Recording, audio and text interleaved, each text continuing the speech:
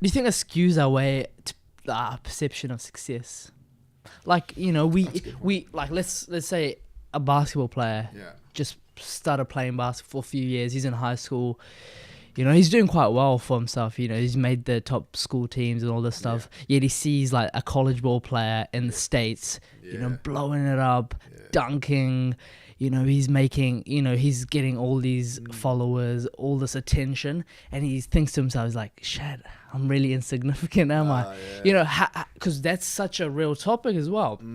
Like a lot of people would feel that way because they see, it's like you're constantly comparing yourself to someone else. And I'm not sure if you know Jordan Peterson. Yeah. He wrote a book, The 12 Rules for Life, and he says, do not compare yourself to others but yourself yesterday. And I just want to hear your perspective on that. Like, Yeah. Well, I mean, again, I think Carol Dweck was talking about this probably 15 years ago, you know, the difference between other externally referenced goal setting and internally referenced goal setting. So externally referenced goal setting is, you know, like being the best among others. Internally referenced goal setting is being better than I was yesterday, right? And so or internally or self-referenced, I think that most of our anxieties, because I think when we think about many of the major challenges we have today, particularly mental health, potentially stem from some feeling of inadequacy in relation to others. Now, I'm not a therapist. I'm not. There'll be therapists who have much more deeper insight into these things than I do. But my personal feeling is that, to the extent possible, we really, really, really need to move away from I think the sort of negative judgment of ourself in relation to others. In part because one of the things that happens is we see somebody else do something or achieve something, but do we know their story? Do we know what their experience was that got them to that point? And, you know, like, if all you're doing is looking at, you know, the podium levels and they're here and I'm here and you're like, oh gosh, this is a problem, but you're not actually understanding what process that person went through to get to where they are. I mean, for example, if we're talking about elite athletes for a moment, you know, last year or in the last 2 years, we've had a massive doping scandal, right? With the Russian, you know, Icarus, that movie, right? Icarus, Yeah. right, movie, right? Yeah. You've got sort of doping piece, right? And it's like you think about doping, you think about questions of like relative age effect. I mean, I think that's a fascinating piece right now in the world of youth sports because, you know, relative biological maturity or people holding their kids back to gain a biological advantage. That happens all the time in the U.S., right? Like we have this issue of like parents intentionally holding their kid back for a year so that they can Be big, be gain strong. a year of physical advantage over, you know, athletically.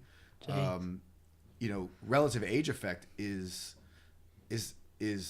massive, right? Like in terms of getting initial advantages. And then there's all these other things that coalesce around that. Once you have the initial advantage, you get tagged and labeled as an elite player or athlete. And then all these supports come in to help you. People start funding things, inviting you to things. Now that initial advantage is exacerbated, right? So you went from having a small advantage physiologically to a big advantage physiologically to now having a big advantage in terms of support resources. Well, that just widens the gap. And the person who's now kind of in that space where they're saying, geez, I'm not as good as him, I'm not as athletic as him, or I'm not as strong as him, or I'm not as skilled as him. It's like, you don't even really fully understand what everything that went into that process. Now, on one level, we could say, well, you need to understand. Or on one level, we could say, just stop comparing. Just stop comparing yourself to that person. Focus on what you can control. Focus on how hard you work every day. Focus on your process.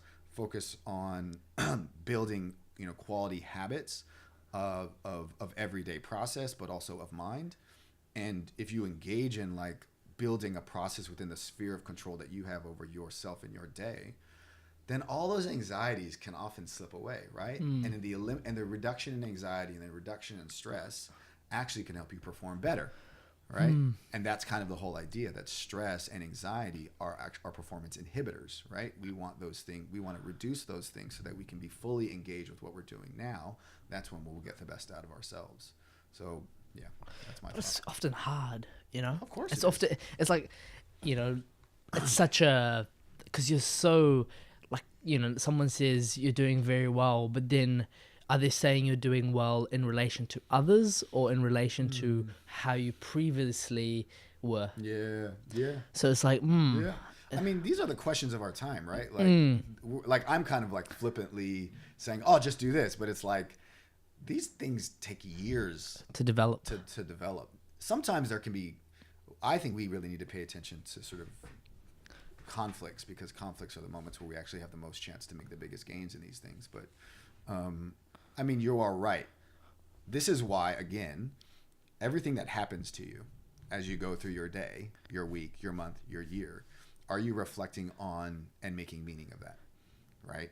And so, like, for example, a pattern starts to emerge, right? That, you know, every week or every month, I just seem to not be able to make gains. And people are saying, like, you're not good. Kids are always telling me, you're not good, you suck, you're not good, you suck. And I take that to heart. And every week I'm just like down about it. And I talk to my mom about it. I talk to my friends about it. I'm just down about it. I'm just down about it. I'm just down about it. And if you never like take that moment to really like spend some time by yourself, I'm a huge advocate of spending time by yourself sometimes, right? Like, and actually, again, no phone, no people, just me and my thoughts, you know? But not just sort of like sitting negatively with your thoughts, but actually interrogating your thoughts. Right. So like by yourself, interrogating your thoughts and asking yourself, you know, gosh, every time this happens to me, I respond this way. When people tell me I'm crap, I believe them. You know, why do I believe them? Why do I believe them when they say that I'm crap? What if I didn't believe them? You know, what if I stopped even listening to them? What if I stopped even engaging in that conversation entirely? And what if I but that conversation that you're having internally with yourself, you know, then needs to go from being an internal conversation to a commitment, right? To experiment with something different.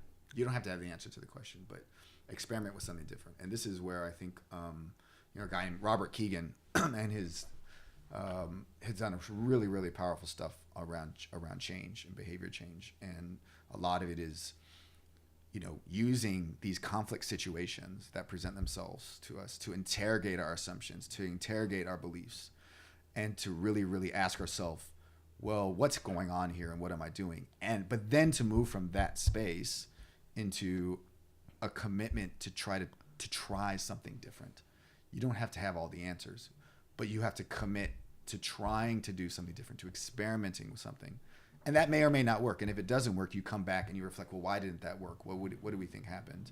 It might include a critical friend, you know, if you really aren't sure, get their feedback. Well, what do you think happened?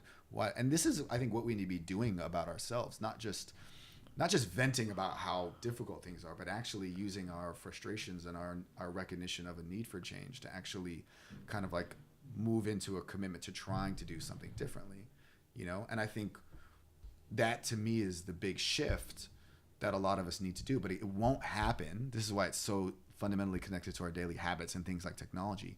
None of that stuff will happen if you are unable to have those sort of deeper reflective conversations in an open, honest way, both with yourself and with someone you trust. Like if you are not able to do that, you can't. So if you're a high school student right now, who's that person that you go to after you've had this critical reflection?